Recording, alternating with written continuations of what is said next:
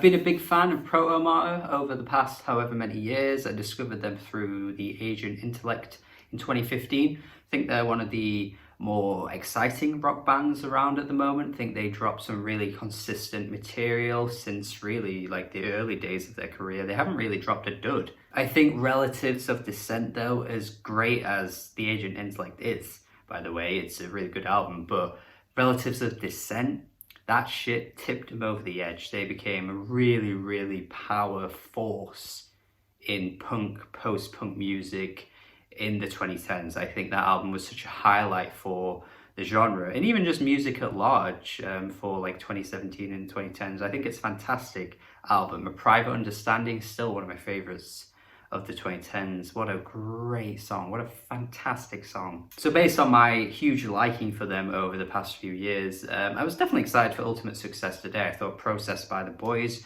was a really strong single. I think it really just magnifies all the great things about this band. They have these really just dirty and gruffling vocals. That is gruffling even a word? I don't even know, but he just has this voice that's just so murky and it's like somewhere in the middle-ish of like Gareth Lydiard of The Drones and Tropical Fugstorm, and then mashing that together with the Daughters singer. He's just got this really bizarre approach to singing. He just kind of like strains his voice. You often can't even make out some of the words he's saying, but I think when you do actually read into the lyrics on this album and previous albums, there's a lot being said here, a lot of interesting lyrical themes. Process by the Boys clearly has this lyrical theme that's, you know, critiquing and observing the problems with police in the modern day in America and militarization in general, actually. Lots of lines just kind of trying to debunk the idea of it and how we probably need to put less emphasis on a society that has so much focus on militarization. I will say it gets a little conspiracy theory-esque with the little section about criticizing technology and how we're just kind of selling ourselves to governments and giving away all our information and all our data.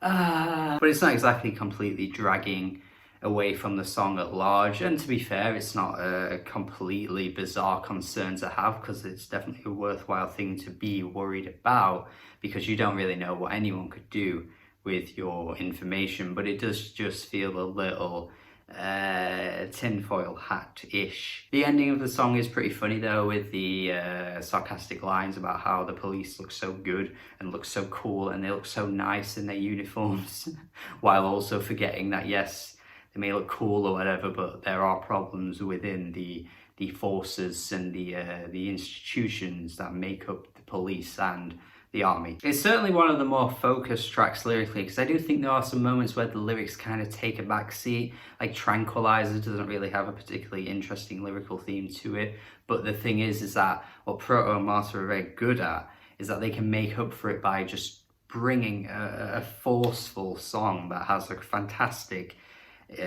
music backing whatever they're saying, because the bass line on this track is so fucking beefy. The bass line, oh my god. It kind of takes away from the fact that I'm not really interested or invested in what the singer is singing about, because the song sounds so fucking momentous and just brutal. I think this could certainly be an issue for some people though, because they are a punk band at heart, and punk music is meant to have more of a message to what you're saying. It's supposed to have a statement, and if there isn't really that strong of a statement there, then you know, you're essentially just listening to really exciting music, which I don't particularly mind, because I think they are just such a great band and talented at what they provide. But at the same time, you could even argue that they're not really bringing that much to the table with their lyrics on some of these tracks. I Am You Now is a little vague with the lyrics, but I do think the like cacophony that breaks through after he says I am you now is so like overbearing and like anxiety inducing that it sounds so freaking cool, and the noisiness of it all is just so welcomed. I really appreciate when they just go all out with their instrumentals.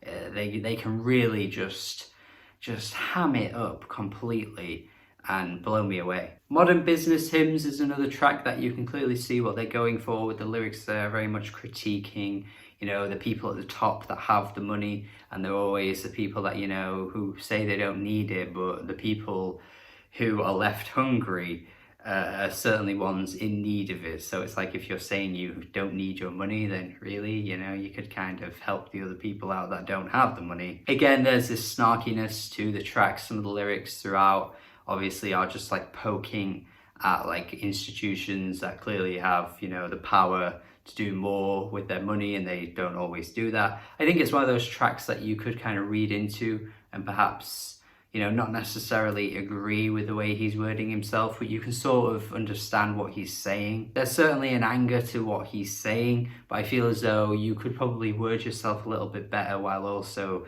channeling that anger. I think there is something to be said about that. I've always found like Gareth Lydiard, for example, I've mentioned him already. He always words himself incredibly well, but also has this ferocious tone to his voice, and you know, you just pair them both up and it works perfectly. The Aphorist though, I think this might be as punk as it gets, because I believe there is an Ian Cohen diss on this track. Yes, that Ian Cohen, the Pitchfork writer Ian Cohen. For some reason, there is a diss towards him on this track. I think Ian Cohen's always been vocal about how much he doesn't like Protomartyr, so they poked fun at him on this song. Ian Cohen even wrote a tweet about it, by the way. I think it's pretty substantial evidence that this line is about him, because I don't think he would have responded to it in a tweet. It's very weird. What a strange little diss this is. What a weird beef we've got going on here. I don't know why this is the thing, but it doesn't get more punk than dissing Pitchfork writers. June 21 is a track that doesn't quite have the same like visceral energy to it, but I like the vocals coming from Halfway, I think it is. I'm not entirely sure who this artist is really. I mean, I think I've heard bits and bobs from them in the past, but I think she provides some nice vocals on this track. It kind of shows that they can go a little bit more somber, just a little bit, and still make it work in context with this album. I think just musically, this album is incredibly impressive from start to finish. I don't think you really need me telling you that, because especially if you're a fan of this kind of rock music, this visceral, high force rock music, then you don't really have anywhere else to look than Protomartyr, because they just have such a power to their music. I do want to point out one of the lines though that really stood out to me on this album, where the singer says, "Everybody knows we're holding on to little dreams to drive our bodies down the line till there's nothing left." I think that was one of the more powerful lyrics I stumbled upon on the entire thing here, because it's just kind of demonstrating the way that, you know, groups of people don't necessarily have access to resources. You know, what exactly can you do when you don't have that access to money, and you're just living day to day, trying to get by until one day there's nothing left. It's a really morbid way of looking at life, but goddamn, the way he worded this part was just so chilling. And you can clearly see there's a lot of frustration built up onto this album, like through the way the singer just kind of belts out his voice to the lyrical themes on some of these tracks. It's a really good album. It's a really good album. I think it may not be quite as good as their last one, but I think it brings to the table what this band is so good at doing anyway. That doesn't really matter which way you'd rank their albums or anything like that. I'm gonna go 7 out of 10. I think it's interesting for me though, because it kind of falls in the middle of their discography. It's definitely better than some of their earlier albums, their first few, but it also falls behind just ever so slightly the Agent Intellect and then Relatives of Descent, which is the top for me. So it's kind of like somewhere in the middle of all their albums. But they're incredibly consistent, and you should be listening to them if you never have, because they're a really good band. Hopefully you enjoy this album as much as I did though. I think it's getting a lot of attention, a lot of critical acclaim, so it's obviously a good thing. You might even like it more than me. If you do, let me know in the comments. If you don't, also let me know. Thank you for watching my review. Subscribe if you haven't already, and goodbye.